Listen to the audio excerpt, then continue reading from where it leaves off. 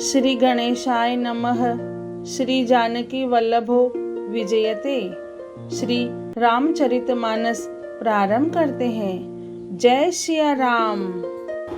श्री रामचरितमानस के द्वितीय सोपान अयोध्या कांड में 15वां खंड प्रारंभ करते हैं। जीने और मरने का फल तो दशरथ जी ने ही पाया, जिनका निर्मल यश अनेकों ब्रह्मांडों में छा गया। जीते जी तो श्री रामचंद्र जी के चंद्रमा के समान मुख को देखा और श्री राम के विरह को निमित्त बनाकर अपना मरण सुधार लिया।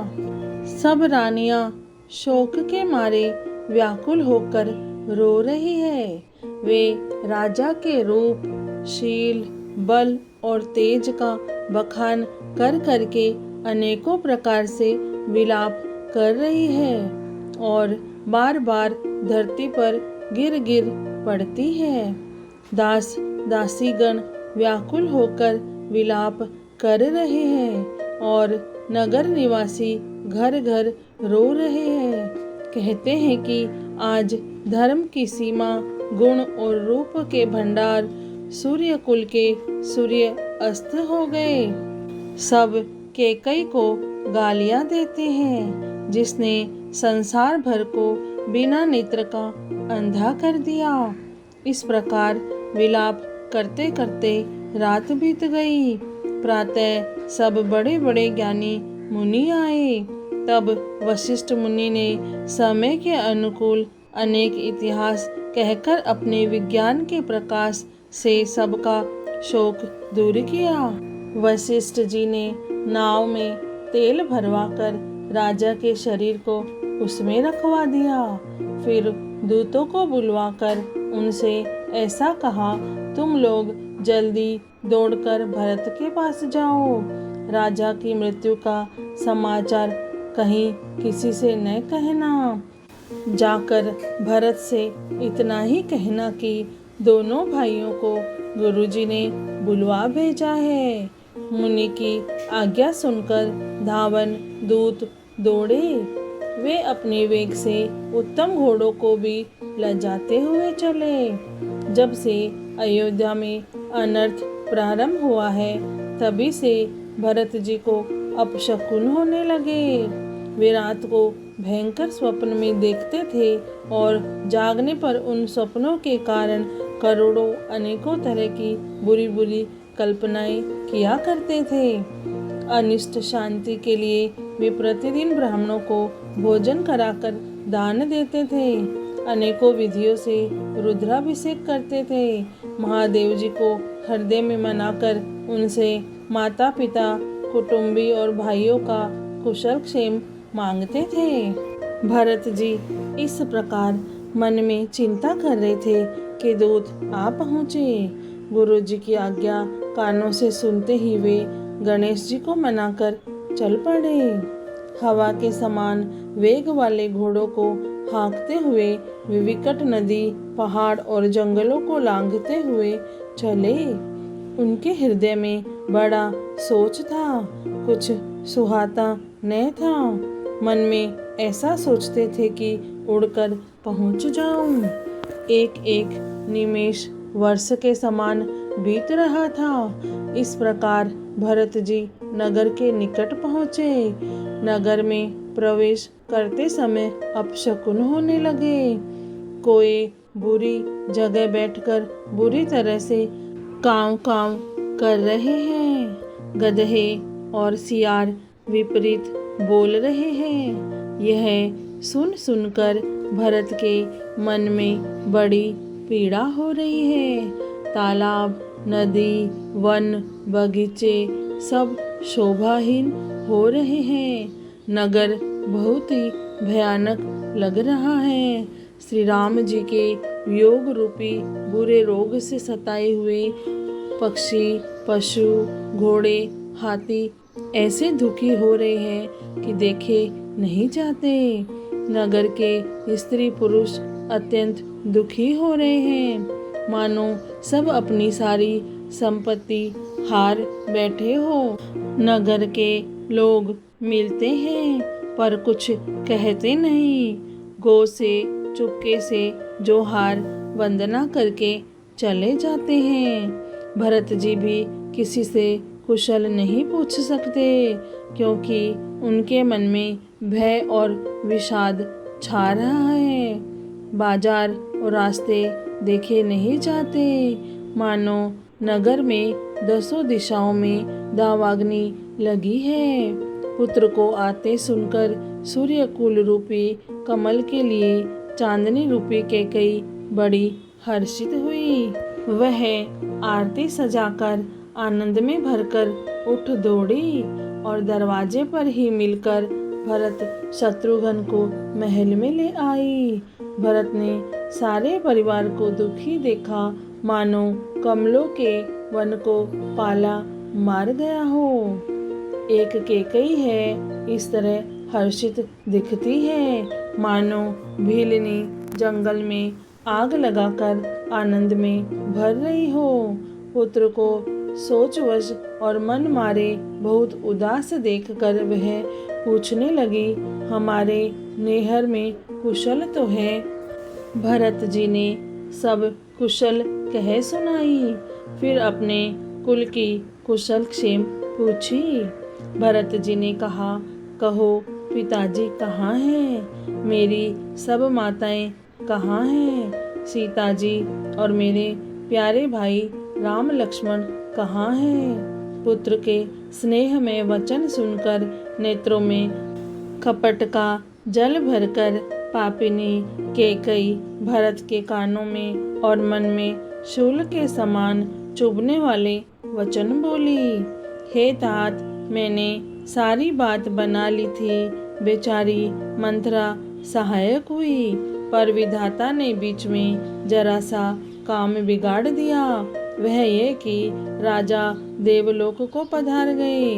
भरत यह सुनते ही विषाद के मारे विवश बेहाल हो गए, मानो सिंह की गर्जना सुनकर हाथी सहम गया हो। वे तात, हा तात, तात पुकारते हुए अत्यंत व्याकुल होकर जमीन पर गिर पड़े और विलाप करने लगे कि हे तात, मैं आपको स्वर्ग के लिए चलते समय देख भी नहीं सका। हाय, आप मुझे श्री राम जी को सौंप भी नहीं गए। फिर धीरज धरकर वे संभल कर उठे और बोले, माता पिता के मरने का कारण तो बताओ। पुत्र का वचन सुनकर कैकई कहने लगी, मानो मर्म स्थान को पाछ कर चाकू से चीर कर उसमें जहर भर रही हो। कुटिल और कठोर कैकई ने अपनी सब करनी शुरू से आखिरी तक बड़े प्रसन्न मन से सुना दी।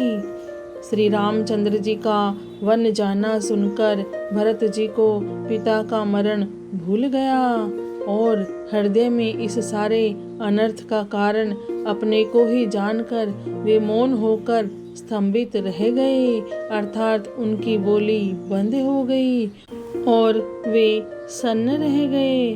पुत्र को व्याकुल देखकर कैकई समझाने लगी, मानो जले पर नमक लगा रही हो। वह बोली, हे तात, राजा सोच करने योग्य नहीं है। उन्होंने पुण्य और यश कमाकर उसका पर्याप्त भोग किया है। जीवन काल में ही उन्होंने जन्म लेने के संपूर्ण फल पा लिए और अंत में वे इंद्रलोक को चले गए। ऐसा विचार कर सोच छोड़ दो और समाज सहित नगर का राज्य करो। राजकुमार भरत जी यह सुनकर बहुत ही सहम गए, मानो पक्के घाव पर अंगार छू गया हो। उन्होंने धीरज धरकर बड़ी लंबी सांस लेते हुए कहा, पापिनी, तूने सभी तरह से कुल का नाश कर दिया। हाय, यदि तेरी ऐसी ही अत्यंत बुरी रुचि दुष्ट इच्छा थी तो तूने जन्मते ही मुझे मार क्यों नहीं डाला? तूने पेड़ को काटकर पत्ते को सींचा है और मछली के जीने के लिए पानी को उलीच डाला। अर्थात मेरा हित करने जाकर उल्टा तूने मेरा अहित कर डाला। मुझे सूर्यवंश सावंश दशरथ जी सरीखे पिता और राम लक्ष्मण से भाई मिले, पर हे जननी, मुझे जन्म देने वाली माता तू हुई। क्या किया जाए, विधाता से कुछ भी वश नहीं चलता। अरे कुमति, जब तूने हृदय में यह बुरा विचार निश्चय ठाना, उसी समय तेरे हृदय के टुकड़े टुकड़े क्यों न हो गए। वरदान मांगते समय तेरे मन में कुछ भी पीड़ा नहीं हुई, तेरी जीभ गल नहीं गई, तेरे मुंह में कीड़े नहीं पड़ गए। राजा ने तेरा विश्वास कैसे कर लिया। जान पड़ता है विधाता ने मरने के समय उनकी बुद्धि हर ली थी। स्त्रियों के हृदय की गति चाल विधाता भी नहीं जान सके। वह संपूर्ण कपट पाप और अवगुणों की खान है। फिर राजा तो सीधे सुशील और धर्म परायण थे, वे भला स्त्री स्वभाव को कैसे जानते। अरे जगत के जीव जंतुओं में ऐसा कौन है जिसे श्री रघुनाथ जी प्राणों के समान प्यारे नहीं है। वे श्री राम जी भी तुझे अहित हो गए, बैरी लगे। तू कौन है, मुझे सच सच कहे। तू जो है सो है। अब मुँह में स्याही पोत कर मुँह काला करके उठकर मेरी आंखों की ओट में जा बैठ। विधाता ने मुझे श्री राम जी से विरोध करने वाले तेरे हृदय से उत्पन्न किया है, अथवा विधाता ने मुझे हृदय से राम का विरोधी जाहिर कर दिया। मेरे बराबर पापी दूसरा कौन है। मैं व्यर्थ ही तुझे कुछ कहता हूँ। माता की कुटिलता सुनकर शत्रुघ्न के सब अंग क्रोध से जल रहे हैं, पर कुछ वश नहीं चलता।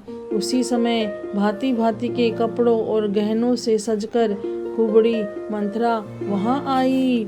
उसे सजी देखकर लक्ष्मण के छोटे भाई शत्रुघ्न जी क्रोध में भर गए, मानो जलती हुई आग को घी की आहुति मिल गई हो। उन्होंने जोर से तक कर कुबड़ पर एक लात जमा दी। वह चिल्लाती हुई मुंह के बल जमीन पर गिर पड़ी। उसका कुबड़ टूट गया, कपाल फूट गया, दांत टूट गए और मुंह से खून बहने लगा। वह कराहती हुई बोली, हाय देव, मैंने क्या बिगाड़ा जो भला करते बुरा फल पाया। उसकी यह बात सुनकर और उसे नख से शिखा तक दुष्ट जानकर शत्रुघ्न जी झोटा पकड़ पकड़ कर उसे घसीटने लगे। तब दयानिधि भरत जी ने उसको छुड़ा दिया और दोनों भाई तुरंत कौशल्या जी के पास गए।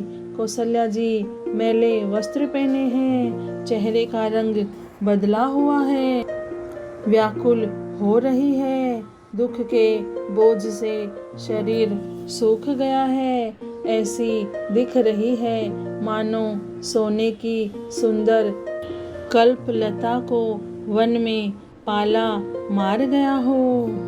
भरत को देखते ही माता कौशल्या उठ दौड़ी, पर चक्कर आ जाने से मूर्छित होकर पृथ्वी पर गिर पड़ी।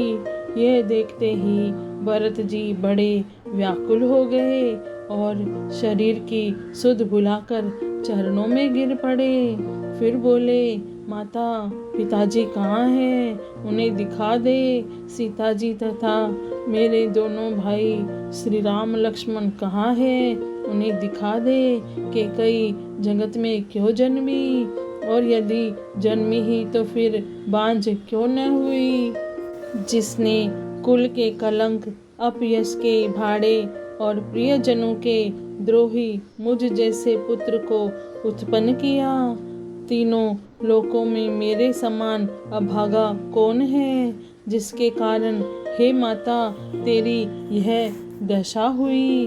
पिताजी स्वर्ग में हैं और श्री राम जी वन में हैं। केतु के समान केवल मैं ही इन सब अनर्थों का कारण हूँ। मुझे धिक्कार है। मैं बांस के वन में आग उत्पन्न हुआ और कठिन दाह, दुख और दोषों का भागी बना। भरत जी के कोमल वचन सुनकर माता कौशल्या जी फिर संभल कर उठी। उन्होंने भरत को उठाकर छाती से लगा लिया और नेत्रों से आंसू बहाने लगी। सरल स्वभाव वाली माता ने बड़े प्रेम से भरत जी को छाती से लगा लिया, मानो श्री राम जी ही लौटकर आ गए हो। फिर लक्ष्मण जी के छोटे भाई शत्रुघ्न को हृदय से लगाया। शोक और स्नेह हृदय में समाता नहीं। कौशल्या जी का स्वभाव देखकर सब कोई कह रहे हैं, श्री राम की माता का ऐसा स्वभाव क्यों न हो। माता ने भरत जी को गोद में बिठा लिया और उनके आंसू पोंछकर कोमल वचन बोली, हे वत्स, मैं भलैया लेती हूँ, तुम अब भी धीरज धरो। बुरा समय जानकर शोक त्याग दो। काल और कर्म की गति अमिट जानकर हृदय में हानि और ग्लानि मत मानो। हे तात, किसी को दोष मत दो।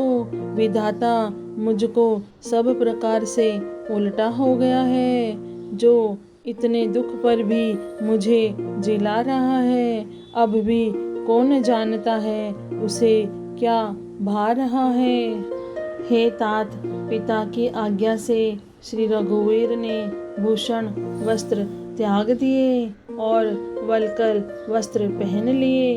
उनके हृदय में न कुछ विषाद था न हर्ष। उनका मुख प्रसन्न था। मन में न आसक्ति थी न रोष द्वेष। सबका सब तरह से संतोष कराकर वे वन को चले। यह सुनकर सीता भी उनके साथ लग गई। श्री राम के चरणों की अनुरागिनी वे किसी तरह न रही। सुनते ही लक्ष्मण भी साथ ही उठ चले। श्री रघुनाथ ने उन्हें रोकने के बहुत यत्न किए पर वे न रहे। तब श्री रघुनाथ जी सबको सिर नवाकर सीता और छोटे भाई लक्ष्मण को साथ लेकर चले गए। श्री राम, लक्ष्मण और सीता वन को चले गए। मैं न तो साथ ही गई और न मैंने अपने प्राण ही उनके साथ भेजे। यह सब इन्हीं आँखों के सामने हुआ तो भी अभागे जीव ने शरीर नहीं छोड़ा। अपने स्नेह की ओर देखकर मुझे लाज भी नहीं आती। राम सरीखे पुत्र की मैं माता, जीना और मरना तो राजा ने खूब जाना।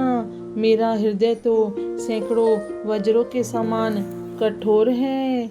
कौशल्या जी के वचनों को सुनकर भरत सहित सारा रनिवास व्याकुल होकर विलाप करने लगा।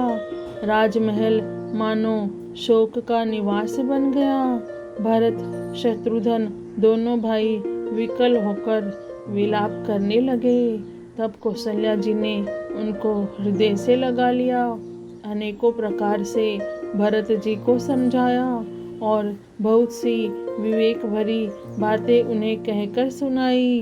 भरत जी ने भी सब माताओं को पुराण और वेदों की सुंदर कथाएं कहकर समझाया।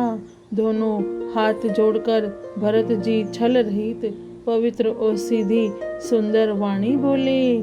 जो पाप माता पिता और पुत्र के मारने से होते हैं और जो गौशाला और ब्राह्मणों के नगर जलाने से होते हैं, जो पाप स्त्री और बालक की हत्या करने से होते हैं और जो मित्र और राजा को जहर देने से होते हैं, कर्म वचन और मन से होने वाले जितने पातक एवं उपपातक बड़े छोटे पाप हैं, जिनको कवि लोग कहते हैं, हे विधाता, यदि इस काम में मेरा मत हो तो हे माता वे सब पाप मुझे लगे। जो लोग श्री हरि और श्री शंकर जी के चरणों को छोड़कर भयानक भूत प्रेतों को भजते हैं। हे माता, यदि इसमें मेरा मत हो तो विधाता मुझे उनकी गति दे।